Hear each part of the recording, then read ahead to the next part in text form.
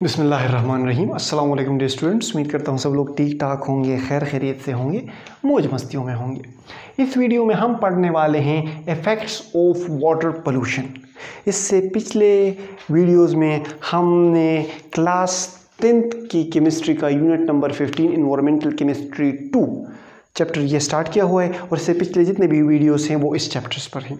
हमने class 10th की सारी केमिस्ट्री पढ़ाई हुई है। किसी भी चैप्टर में मसला हो बस चैनल पर विजिट करें और प्लेलिस्ट सेक्शन में चाहे आपका मसला हल हो जाएगा। आते हैं, आप इकबाल के शाहीन हो, टाइम आपका कीमती है, इसे ज़ाया नहीं करेंगे और शुरू कर देंगे जल्दी से ये topic that is water pollution. देखिए, वाटर पोल्यूशन के इफ़ेक्ट्स क्या क्या हैं। जब वाटर पोल्यूट होगा ना तो पोल्यूटेड वाटर इफेक्ट करेगा हर चीज को, सिर्फ ह्यूमंस को ये इफेक्ट नहीं करेगा। ये सिर्फ मेरीन ऑर्गेनिजम्स को इफेक्ट नहीं करेगा। ये सिर्फ ह्यूमंस और मेरीन ऑर्गेनिजम्स को इफेक्ट नहीं करेगा, ये प्लांट्स को इफेक्ट करेगा, ये बर्ड्स को इफ़ेक्ट करेगा, ये जितने भी एनिमल्स हैं ये सब के सब चीज़ों को इफ़ेक्ट करेगा। ज़मीन, पानी, इसमें रहने वाले जरिंद परिंद जानदार हर चीज़ इससे इफ़ेक्ट होगी। अब आगे जब हम जो चीज़ें पढ़ने वाले हैं ना उससे आपको पता चल जाएगा कि किस तरह हर चीज़ को इफ़ेक्ट करता है। सबसे पहले आते हैं इन्फेक्शंस एंड डिजीज़ की तरफ। देखिए, जितने भी हमारे पास इन्फेक्शंस हैं, टाइफाइड हो गया, टाइफाइड,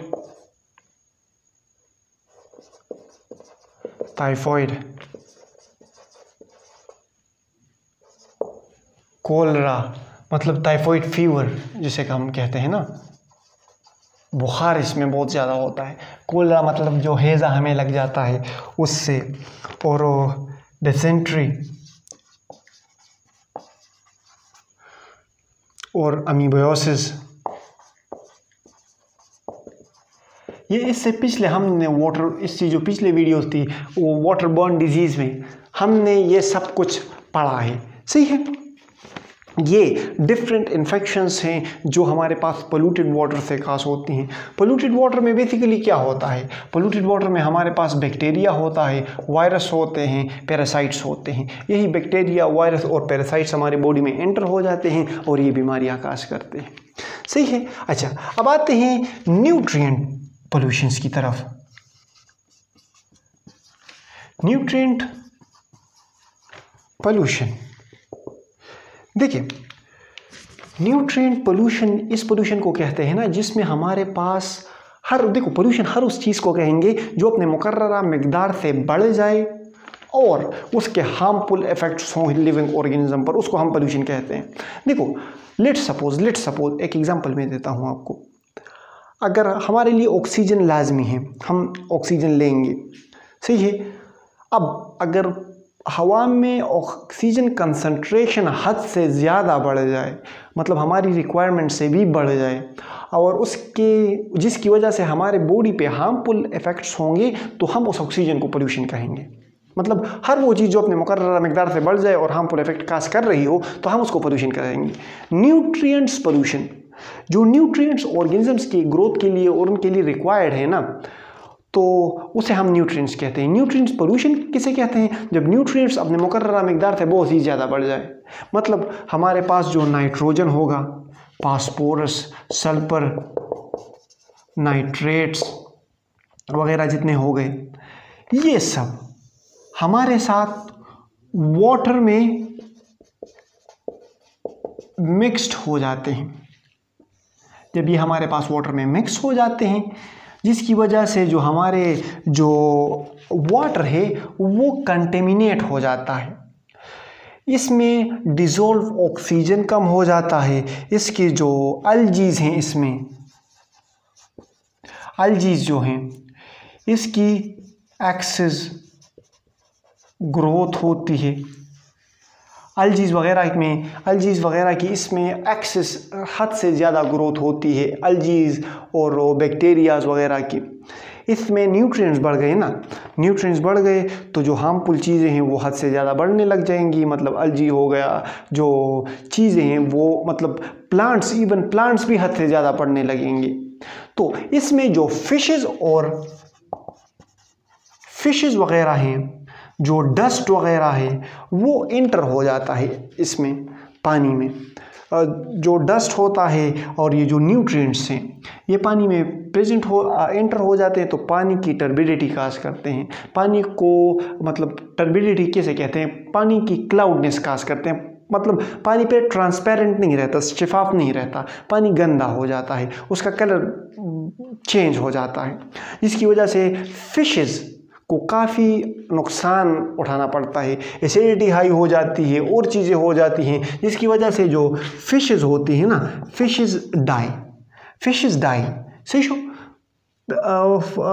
फिशेस, क्रैब्स, जो पानी में रहने वाले जानदार हैं वो मरने लग जाते हैं।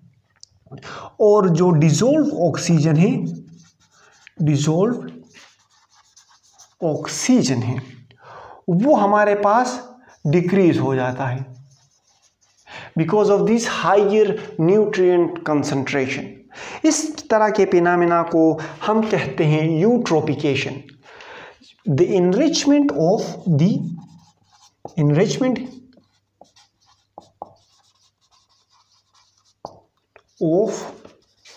water with nutrients is called eutrophication. समझ रहे हो, जब वाटर कंटेंट में न्यूट्रिएंट्स हद से ज़्यादा बढ़ जाते हैं तो जिसकी वजह से यूट्रोपिकेशन होती है। अब इसकी एग्जांपल में आता हूँ, लेक, ये लेट्स सपोज एक लेक है, सही है, इसमें यूट्रोपिकेशन काज हो गई तो इसमें जो पानी होगा ना वो गंदा हो जाएगा। ये इसमें पानी है, सही, यहाँ तक ये लेक अल्हम्दुलिल्लाह, यहाँ तक इसमें पानी है। अब देखो इसमें न्यूट्रिएंट्स बढ़ेंगे तो अलजीज वगैरह, प्लांट्स वगैरह ग्रो करेंगे और अपना लाइफ साइकिल कंप्लीट करेंगे, नीचे बैठेंगे, पानी को टर्बिडिटी काज करेंगे। ये मतलब प्लांट्स वगैरह, अलजीज वगैरह अपने लाइफ साइकिल को करके नीचे बैठ जाएंगे। डस्ट वगैरह भी यहाँ से एंटर हो रहा है तो ये लेक आहिस्ता आहिस्ता से फिल होगा। यहाँ जो लिविंग ऑर्गेनिज्म्स है, फिशेस, क्रैब्स, उसके लिए ये इन्वायरमेंट अनफेवरेबल है क्योंकि इसमें ऑक्सीजन लेस होगा और इसमें जो न्यूट्रिएंट कंटेंट्स हैं वो ज़्यादा होंगी तो वो मतलब उसकी मतलब आइज़ प्रॉपर टर्बिड इन्वायरमेंट में काम नहीं करती, एसिडिक इन्वायरमेंट में उनके एग्स हैच नहीं होते तो लिविंग ऑर्गेनिज्म तकरीबन ख़त्म हो जाते हैं इससे, और ये लेक आहिस्ता आहिस्ता से भरने लग जाता है और मतलब सैकड़ों 100-200 साल बाद, मतलब डिपेंड्स ना, ये पूरा का पूरा लेक भर जाता है और लेक डिसअपीयर हो जाता है। यही फिनोमेना को यूट्रोपिकेशन कहते हैं। यूट्रोपिकेशन की वजह से लेक्स डिसअपीयर हो जाता है, सही है। तो eutrophication is basically the enrichment of water with the nutrients is called eutrophication. ये इसके जो न्यूट्रिएंट पोल्यूशंस हैं, ये हमने इसके न्यूट्रिएंट पोल्यूशन पढ़े। अब आते हैं इसके केमिकल कंटेमिनेशन की तरफ। थर्ड है इसका केमिकल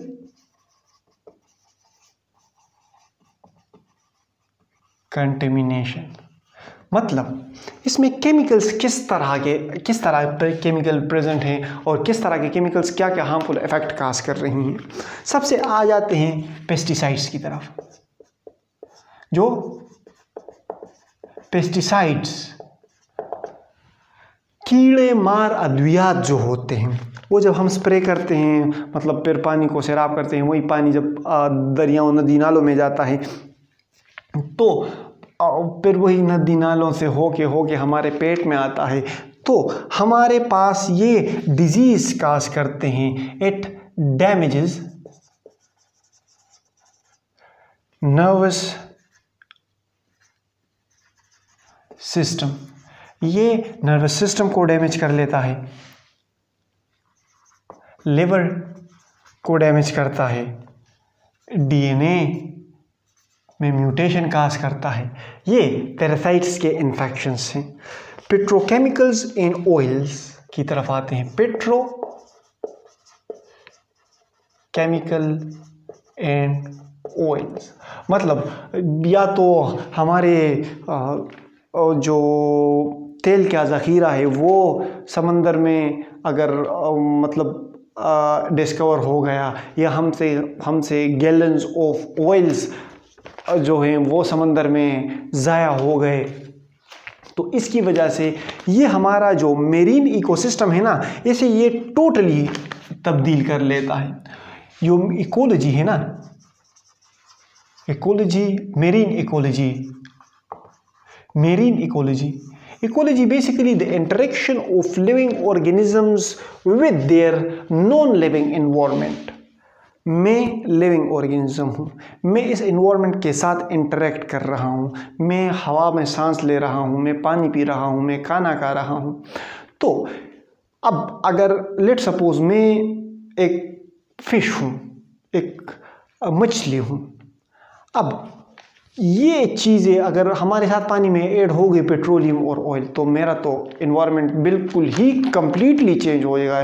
पहले जो साफ़ पानी था, अब इसमें पेट्रोल आ गया है, अब इसमें पेट्रोलियम वाली चीज़ें आ गई हैं, तो इसमें it completely altars the ecology of marine organisms. जबकि ह्यूमंस में ये जो डिजीज़ काज कर रहा है, ये gastrointestinal irritation, liver, kidney, nerve system damage, humans में जब ये पेट्रोलियम और ऑयल्स वगैरह रिलीज होते हैं, तो ये गैस्ट्रो इंटेस्टाइनल डिजीज़ काज होती हैं। इससे हमारे पास liver, kidney, nervous system damages etc, ये पेट्रोकेमिकल्स के असरात हैं। अब आते हैं मरकरी कंटेंट पर। मरकरी Hg, देखो ये मरकरी डिफरेंट इंडस्ट्रीज़ में यूज़ होता है।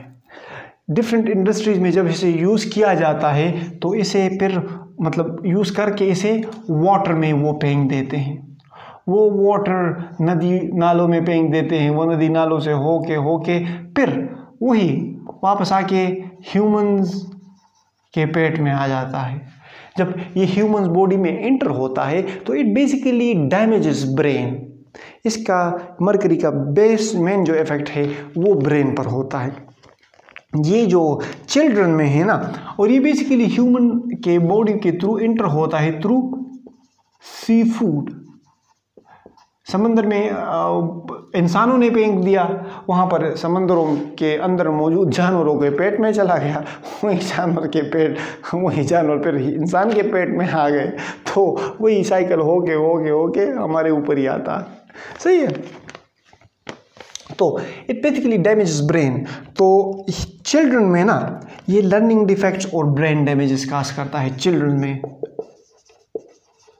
ये learning defects and brain damages cause करता है। जबकि एडल्ट्स में भी ये अल्जाइमर,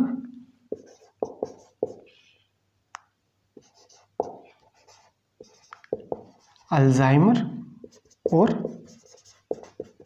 पार्किंसन डिजीज़ खास करता है। इस डिजीज़ में इस तरह होता है ना कि हमारा ब्रेन डैमेज हो जाता है, तो फिर हमारा ब्रेन प्रॉपरली काम नहीं करता। एक में हम मोशन लॉस कर लेते हैं, एक में हमारा जो मेरे ख्याल में मेमोरी लॉस होता है।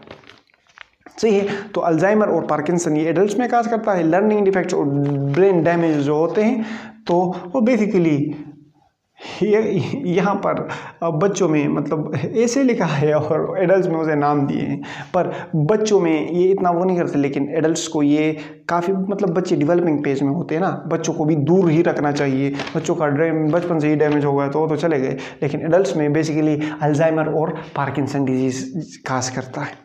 अब थर्मल पोल्यूशन की तरफ आते हैं। थर्मल पोल्यूशन हमारे पास काज क्यों होती है? सबसे पहले थर्मल पोल्यूशन सवाल ये पैदा होता है कि why thermal pollution is caused, thermal हम पोल्यूशन हमारे पास होती क्यों है।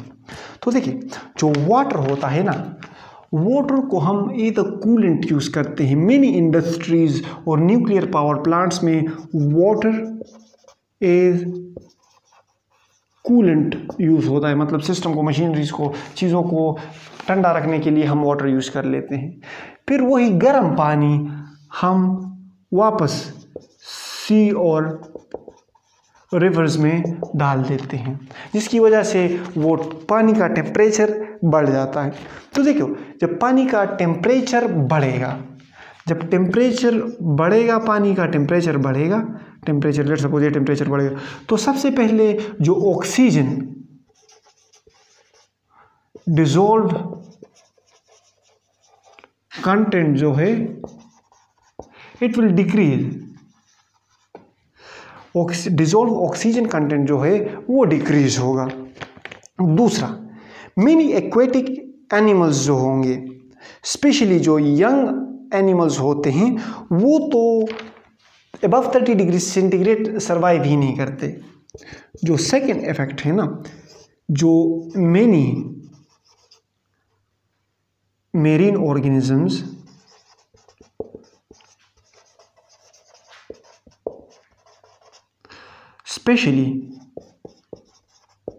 especially young can't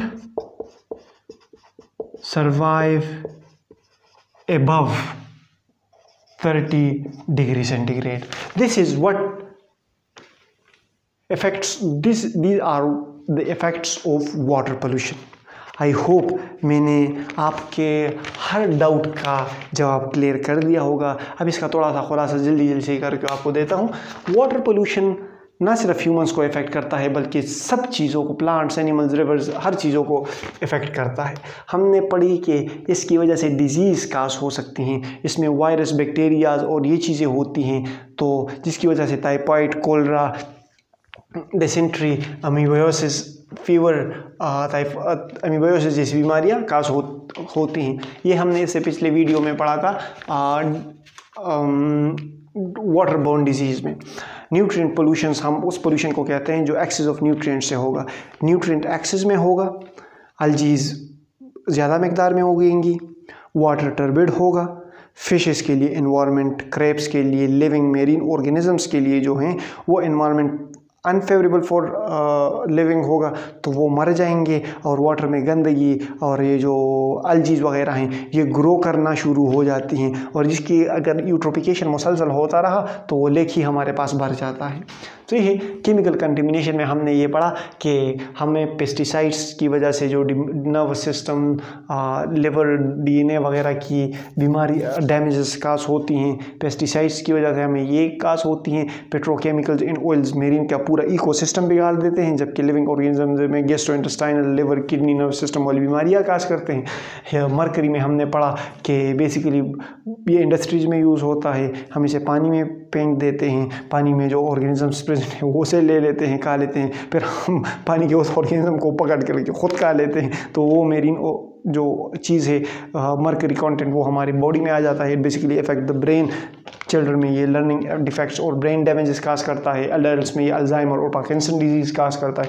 thermal pollution हमारे पास उस पोल्यूशन को कहते हैं जो वाटर के टेम्परेचर को इंक्रीज करने से आता है। वाटर हमारे पास जो कूलेंट यूज़ होता है many industries and nuclear power plants में, वो पानी का टेम्परेचर बढ़ जाता है। जब पानी का टेम्परेचर बढ़ जाता है तो उसमें डिसॉल्व ऑक्सीजन कम हो जाता है, और जब पानी का टेम्परेचर बढ़ जाता है तो एक सर्वे के मुताबिक 30 डिग्री सेंटीग्रेड से ज़्यादा मेरीन ऑर्गेनिज्म 30 डिग्री सेंटीग्रेड से अबव सर्वाइव करते ही नहीं। स्पेशली जो मेरीन ऑर्गेनिजम्स हैं वो तो 30 डिग्री सेंटीग्रेड से, जो यंग मेरीन ऑर्गेनिजम्स हैं वो तो 30 डिग्री सेंटीग्रेड से आगे बिल्कुल ही सर्वाइव नहीं करते। तो हमने पढ़ लिया केमिस्ट्री का ये वाला चैप्टर ख़त्म हुआ। इसके अब MCQ शॉर्ट क्वेश्चंस और वो लॉन्ग क्वेश्चन जो इसमें नहीं थे वो करेंगे। इससे आप बस एक ही दुआ है आपसे, एक रिक्वेस्ट से, एक मौज़ाना गुजारिश है, बराए मेहरबानी सब्सक्राइब करें, वरना फिर मैं आपको एक शेर सुनाऊंगा। अर्ज़ किया है केमिस्ट्री में कि एक दिन लैब में सूरत देखी गोल्ड सी, कॉपर सल्फेट सी नीली आंखें, कार्बन जैसे बाल, कोबाल्ट जैसे गुलाबी होंठ। उसके आने पे ना बेंजीन सा एहसास था, उसकी आवाज़ में ग्लूकोज और फ्रक्टोज सा मिठास था। फिर एक दिन मेरी नज़रें उनकी नज़रों से मिली, ऐसा मानो कि इरिवर्सिबल रिएक्शन हो गया और प्यार का प्रोडक्शन हो गया। अब उसके घर के चक्कर लगने लग गए हैं ऐसे, न्यूक्लियस के गिर्द चारों ओर इलेक्ट्रॉन जैसे। समझ रहे हो कितनी खूबसूरत। हम केमिस्ट्री भी पढ़ाते हैं आपको, केमिस्ट्री में पोइट्री भी, केमिस्ट्री अदब आपको सिखाते हैं, फिर भी आप हमसे नहीं पढ़ते, बड़ा छोड़ो। अच्छा बस ये हो गया हमारा आज का टॉपिक। आपसे चाहेंगे इजाज़त, हमें ही कहेंगे हंसते रहें, मुस्कुराते रहें, दिलों का ख्याल रखें, खुशियाँ बांटें। अल्लाह हाफिज़।